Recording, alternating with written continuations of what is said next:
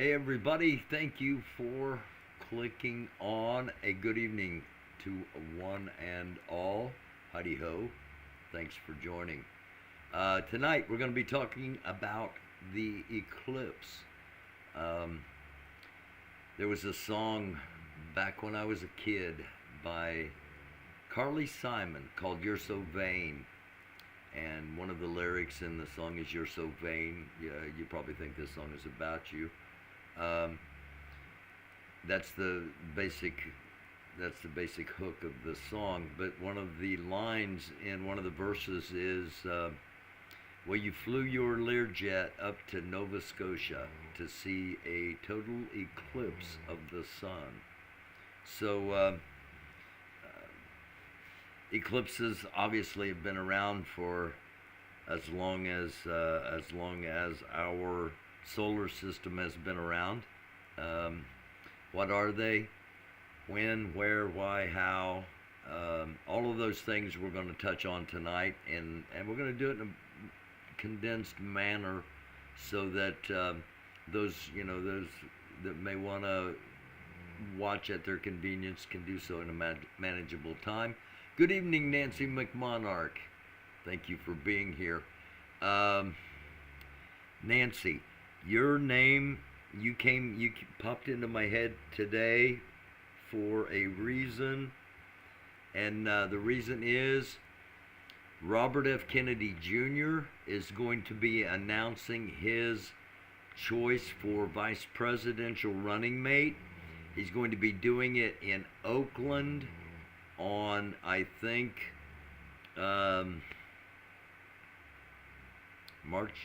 it's March 24th, I think. But I don't have that queued up because, we're going to be talking about the eclipse tonight. However, that being said, I did have something that I was going to kick off with, and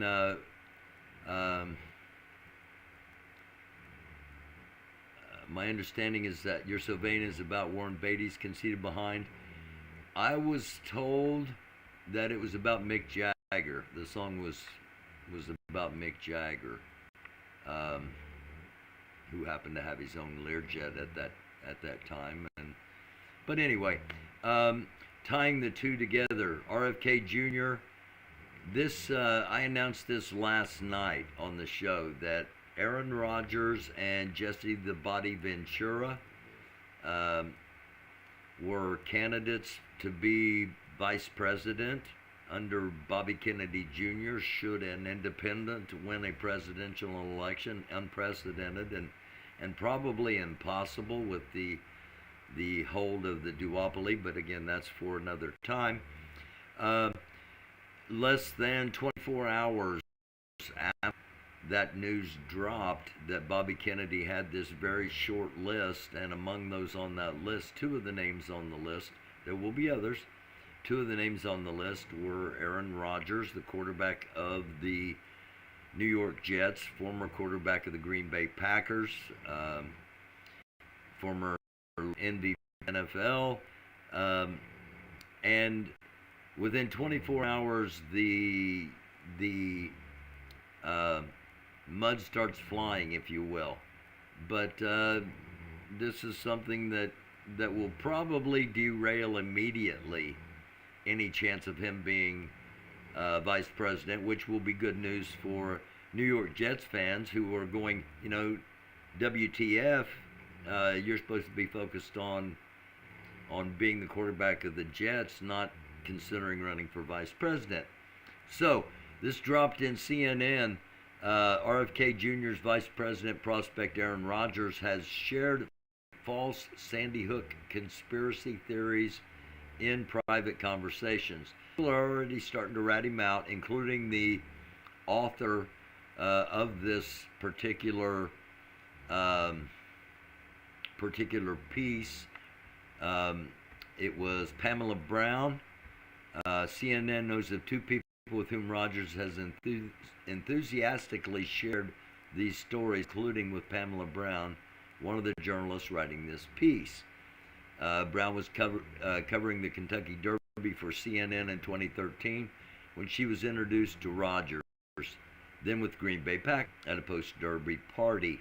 Hearing that she was a journalist with CNN, Rogers immediately began attacking the news media for covering up important stories. Rogers brought up the tragic killing of 20 children and 6 adults by a gunman at Sandy Hook Elementary School, claiming it was actually a government inside job and the media was intentionally ignoring it. So, again, that's not going to help Aaron Rodgers become vice president. Who knows? It might. Maybe it will. You know, maybe that's just the thing that needed to happen. That who knows? But in rational, traditional politics, but of course, I said this to a friend the other night. People don't go to college now to study government, economics, psychology, sociology, U.S. history, world history, geography. The 7 things I studied in order to prepare to one day possibly go into politics, so I would be prepared. They go to modeling school now, so things have changed, and maybe, you know, maybe what would normally torpedo a potential candidacy immediately will elevate him. It's 2024. All right, back to the purpose of tonight. We're going to be talking about the eclipse for the next multiple minutes. I'll hop back over into the chat momentarily. I'm going to try to do that between things here. If you have any questions,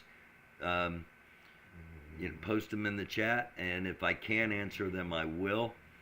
We're going to start out with safety.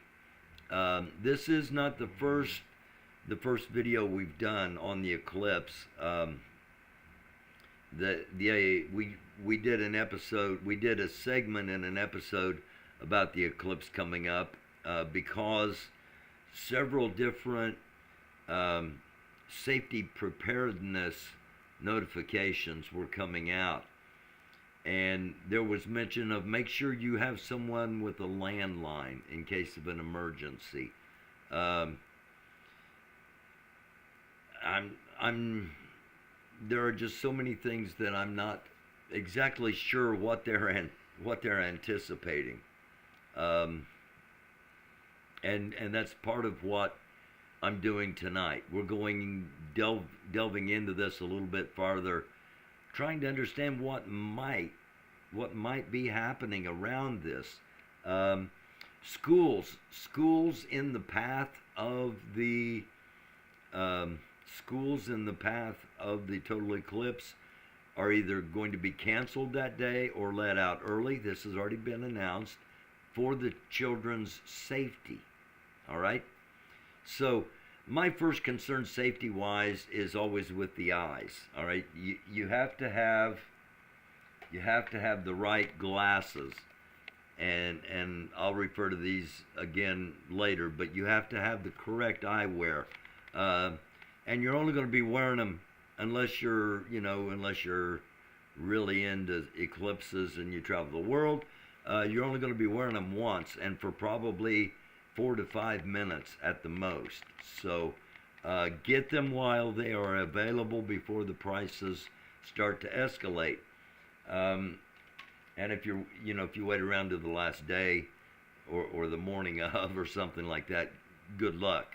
And I say that, let me see if I can show this. Let me see if I can do this. I'm going to try to put that up. Okay, let me try to do this. I'm not sure it's going to work, but I'm going to try to do it. I'm going to share. I'm going to share the window and see if this will come up. Okay, it looks like it is streaming. I hope you're seeing this. This was from back in 2017. These are the actual pictures I took during the 2017 partial eclipse. Let's just click on one here.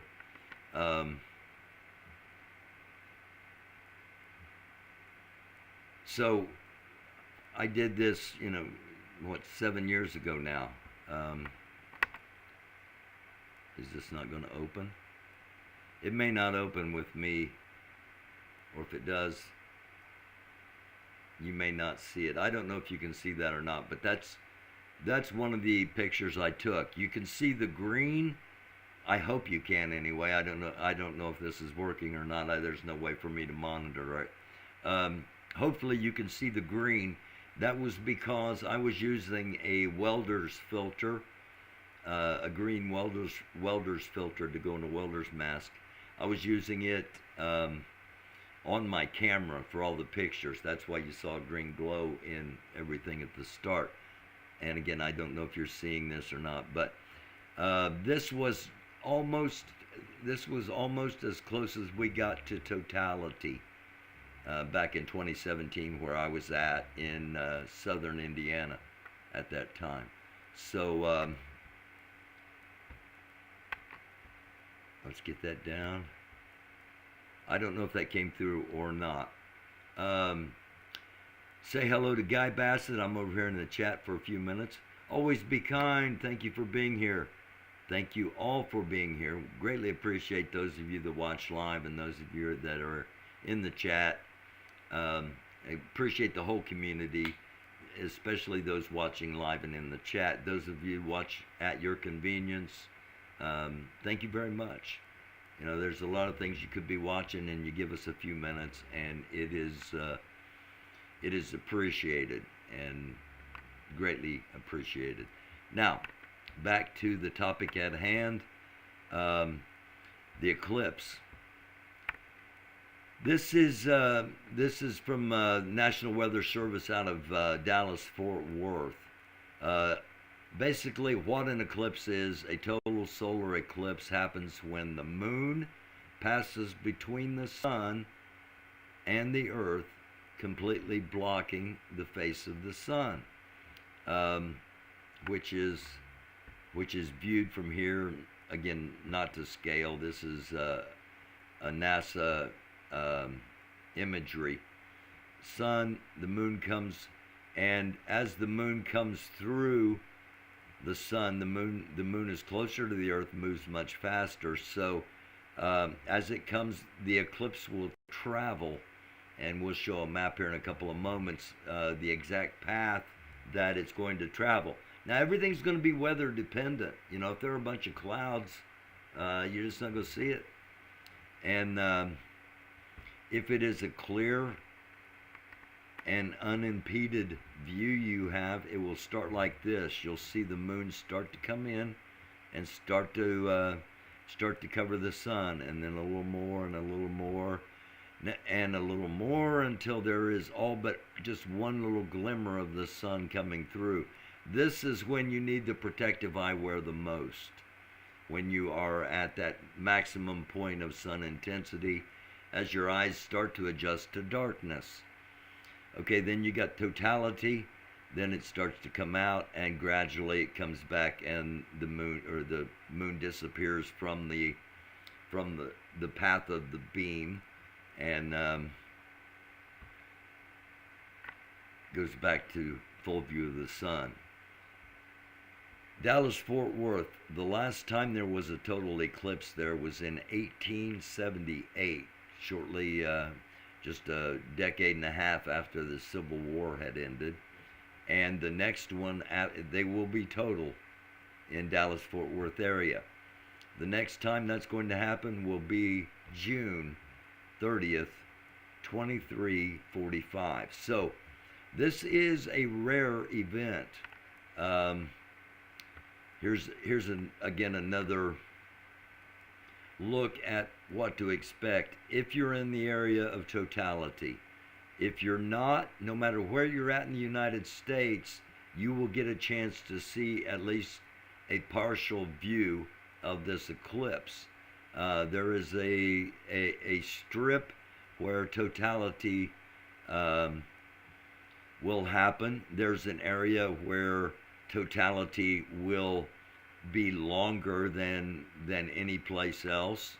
Um, almost everyone in the U.S. will be able to see a partial or total solar eclipse on the 8th, and it reminds us again to that eyewear is going to be important. Um, these specific ones are called Vision Scientific, and what you need to look for is this code right here. That's the code you need to look for. It is ISO 12312-2. Okay, and when you put these on, they are black. You cannot see through these, and that's intentionally because their only purpose is to keep your eyes safe looking at an eclipse. And if you don't see that number on them, don't buy them, because you're risking damage to your eyes. This comes from the Indiana Department of Transportation, INDOT. Another week closer to the eclipse means another safety tip from us here at INDOT. Arrive early, stay put, leave late.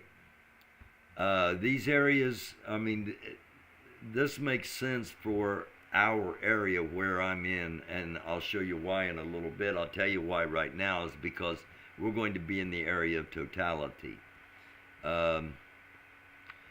And again, you can see there, arrive early, stay put, and leave late. So Indiana's not been giving the same safety tips that other states have been giving out. Here is that band. Here is the band that the sun will be coming this way towards the earth, and the moon will be between the sun, and will track up from Texas, again almost right over Dallas, Fort Worth area, and then it will come through Arkansas, the tip of Missouri, Kentucky, and Illinois. Then it will come through the largest section where it will come through is through Indiana, small section of Ohio, small section of Canada, a small section of the state of New York, then up through Vermont, New Hampshire, Maine, and then out through Nova Scotia. So, and it's 25 days, 14 hours, 50 minutes, and 25 seconds until the eclipse comes through. All right, let's look at eclipses in history. Eclipses have long had a deep connection to the paranormal and to the occult. Doomsday Preacher believes the blood moon eclipse was a sign of the end of days. The blood moon eclipse was back in 2018. The blood moon eclipse, the 2017 eclipse, I've got pictures of that I showed at the beginning, and this one in 2023. There have been 3 total eclipses here in the United States in a relatively short period of time. Some believe that means imminent doom. We'll find out on that day. There is a preacher online that said God spoke to him, told him go check the blood moon back in June. He discovered the blood moon is happening over Jerusalem, which he said was a clear indicator the 4 horsemen were ready to start the end of the days. He goes, so you can't debunk what I'm saying. You can't. Everything I'm saying is actually factual. Begley is hardly the only conspiracy theorist to predict the end of the world based on the moon. Hagee, Mark Blintz were the voices behind the blood moon Tetrad conspiracy of 2014. In reality, a total eclipse moon because the sun's light passes through the Earth's atmosphere. The green to violet segment spectrum, remember when you were kids, well, I don't know, maybe they don't teach it anymore, but they used to teach Roy G. Biv, red, orange, yellow, green, blue, indigo, and violet. The green to violet segments of the spectrum filtered out the atmosphere, leaving only a red haze to paint the lunar landscape. So, the Inuit people put a dark twist on the total eclipse.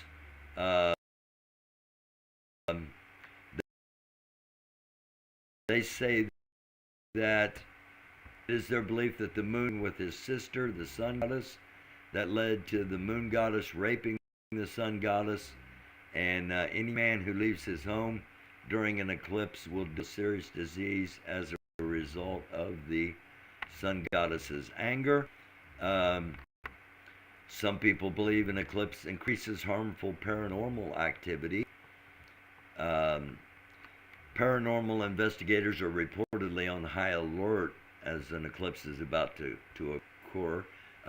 Dennis Carroll, due to the strong increase in paranormal activity, Carroll warns that anyone living in the path of totality should be especially careful of magnetic lines. As a consequence, the number of ghost sightings dramatically increases, meaning that spirit activity also increases.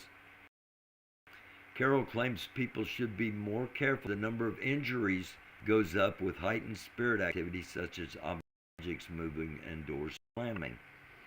South Carolina residents are warned to watch out for lizard man. It might seem like something out of a horror movie, but the government of Carolina actually issued a warning about lizard man during the 2017 eclipse. Shockingly, the South Carolina Emergency Management Division was behind the warning, which means it wasn't just a hoax. Residents were told to keep an eye out for lizard man. The local reptilian man roamed about South Carolina since at least the 80s. Physical evidence is lacking, so it's hard to determine if there really is a South Carolina lizard man. Pagans and Wiccans work advanced magical spells during eclipses. Devotees of the pagan or Wiccan lifestyle look forward to the lunar and solar eclipses. That any magic spells cast during that time are more advanced. Therefore, this form of magic also requires an advanced practitioner who can harness energy during a short period of time. Magic related to psychic skills becomes more powerful during a lunar eclipse. Meanwhile, solar eclipses are often celebrated by casting spells intended to remove baneful things from the Wiccan or pagan's life. The best part is that people can perform this ritual magic whenever an eclipse occurs anywhere in the world. In India, some believe food becomes poison during an eclipse. NASA has hinted there might be a connection between eclipses and Bigfoot.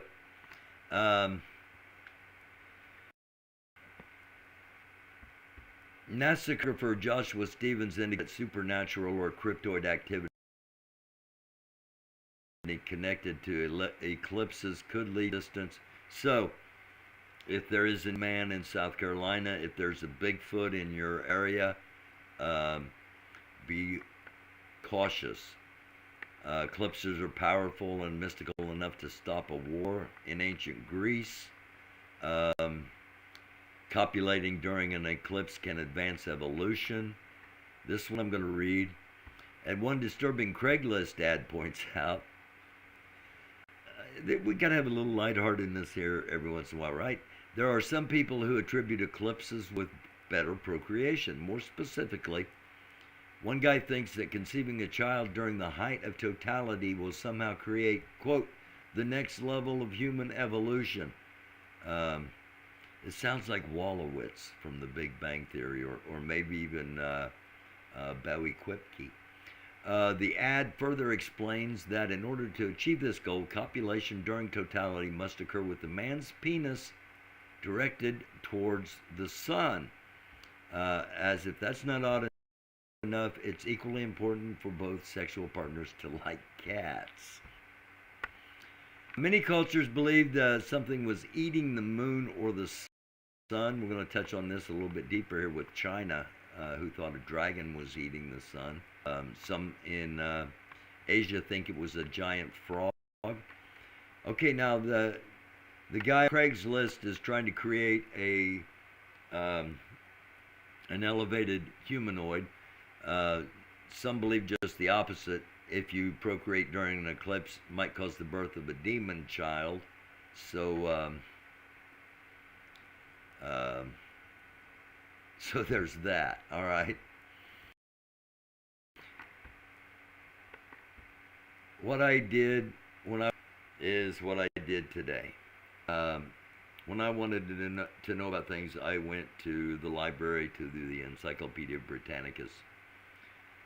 So, the sun was eaten. 6 ways cultures have explained eclipses. Okay, so without a scientific explanation, the darkening of the sun or the moon during an eclipse would be a startling event. Eclipses have been seen as disruption of the natural order. Many groups have believed them to be bad omens. Many ancient and not so ancient people have spiritual explanations for solar and lunar eclipses to help them make more sense of the seemingly inexplicable and random phenomenon. China. The Chinese, it was commonly held that the solar eclipses occurred when a celestial dragon attacked and devoured the sun.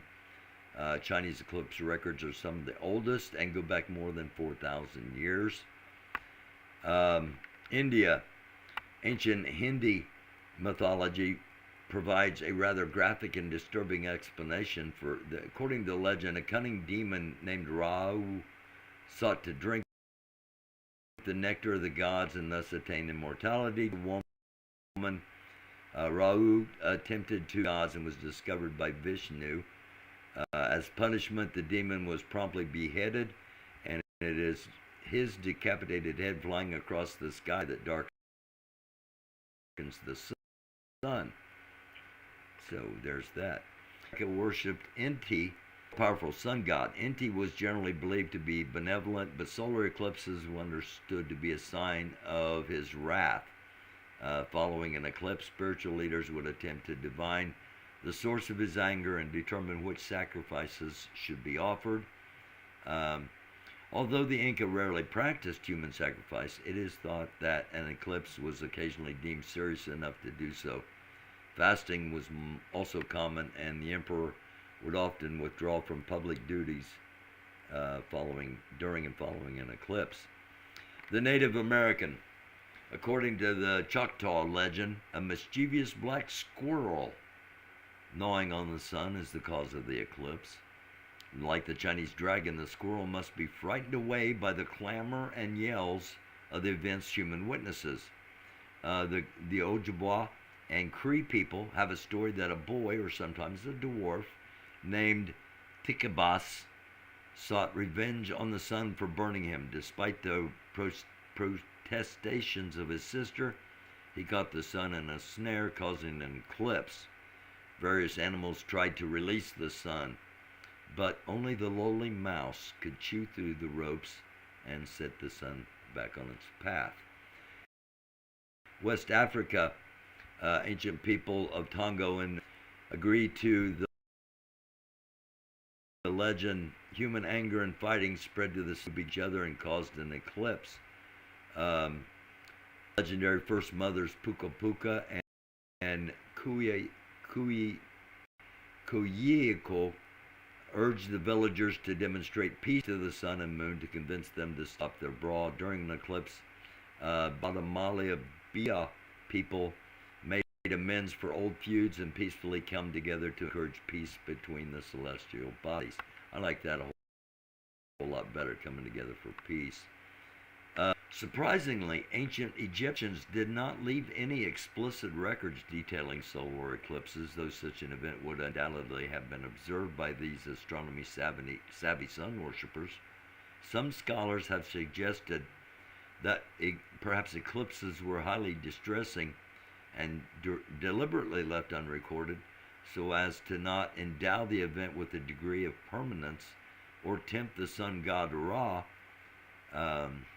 So, all right, that's what some other cultures have thought. Now, 12,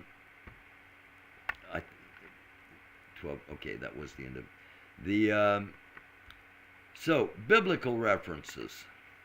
There are biblical references to eclipses happening, and one that is specifically drawing attention now is the story of Jonah. I don't know if you recall Sunday school days, if you attended such a thing, where you were told the stories of the Bible, but Jonah was always there because there was a whale involved, and the fact that kids paid attention to the whale part of it. Jonah and the whale. Jonah was called by God to go to a city and to tell the people of that city to repent. And Jonah said, no, I can't do that. I'm not the right person for that. I get a speech impediment. It's not me. God kept calling him. Jonah kept trying to run away. Jonah ends up getting swallowed by a whale. And while inside the whale, decides that he needs to follow God. The whale spits Jonah back out. And Jonah goes on to the city that he was instructed to go to. And an eclipse occurs. And he tells the people to repent or the city's going to be destroyed. The people repent and the city was not destroyed. That city's in the current area of, and either in northern Iraq or in Iran. It's right at the border. It's what was known as Mesopotamia, and that city's Nineveh. You will probably hear, if you're active online, that Nineveh, that the connection between Nineveh, Jonah, and the eclipse, you'll hear about it because of this. On April 8th, there's going to be an eclipse. But not just any eclipse. You see, it's going to go all the way from Texas all the way out through Nova Scotia. But the crazy thing are the cities that it's going to be passing through. Nineveh, Texas, Nineveh, Missouri, Nineveh, Indiana, Nineveh, Ohio, Nineveh, Pennsylvania. It'll even be seen from Nineveh, Virginia. It'll even be seen in, yes, you guessed it, Nineveh, New York, before exiting out Nineveh, Nova Scotia. Wow, what are the odds? Nineveh is Upper Mesopotamian in Iraq. Okay, northern Iraq. It's in the Bible. Yeah, just wanted to share. Okay, bye. Yeah, it is. It's in the Bible. The story of Jonah and the whale and the eclipse and Nineveh. So, she mentioned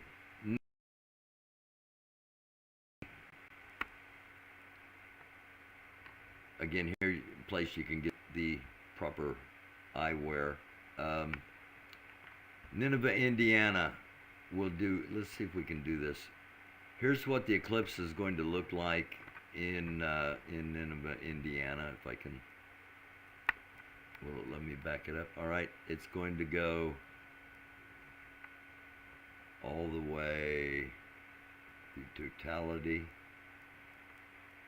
And this is what you're going to see in Nineveh, Indiana. And you're going to see it for longer than you will any other place named Nineveh. Again, let's go back to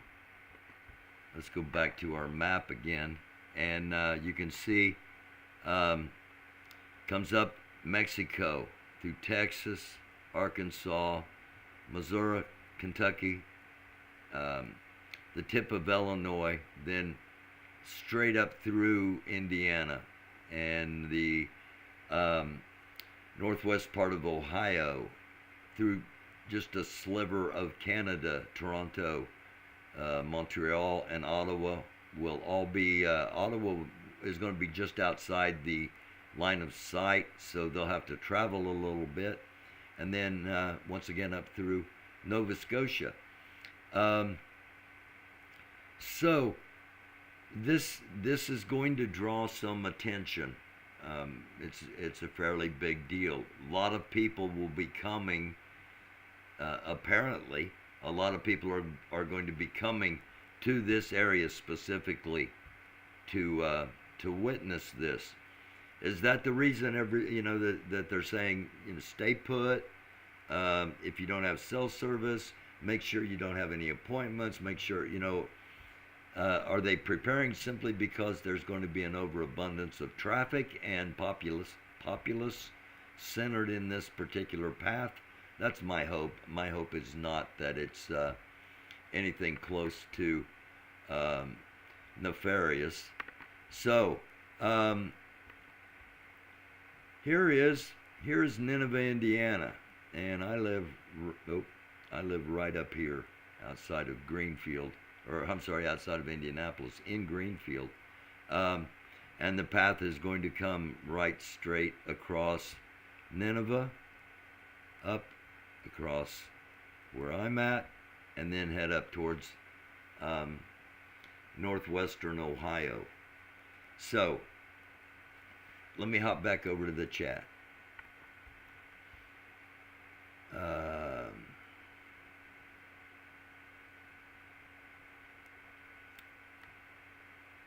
Let's see, anything in the chat?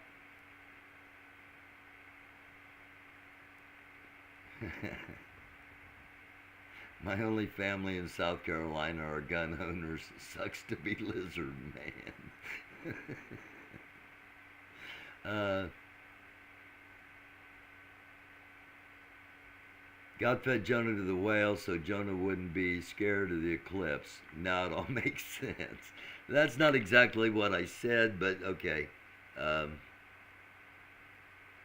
I guess you can. I've had them for a very long time. Okay. Not a fan of capital One, Nancy. That's all right. So there we go. That's our first extended episode, primarily devoted to the eclipse.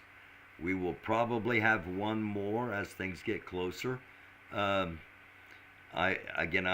prepared. I've got a pair of glasses for myself. I'm going to make sure Oakley stays inside for the time period. I got a pair of glasses in case I have visitor, and I have a pair of glasses for my camera, because of course we will be live streaming that. I'm not exactly sure how I'm going to be doing that yet, but I'm going to have live stream. I'm going to be recording. I'm going to be taking still pictures. So that all comes up in 25 days on April 8th.